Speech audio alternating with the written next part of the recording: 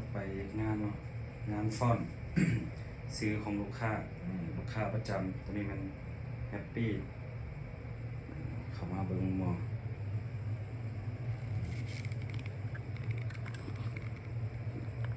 ตัวนี้เป็นซื้อของลูกค้าเนาะงานออกแบบเอง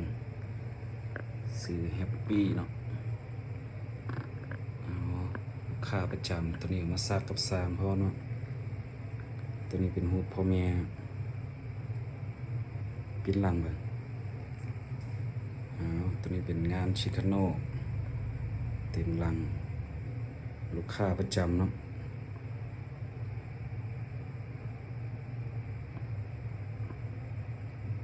ปิ้นกับขึ้นมันหมดจัด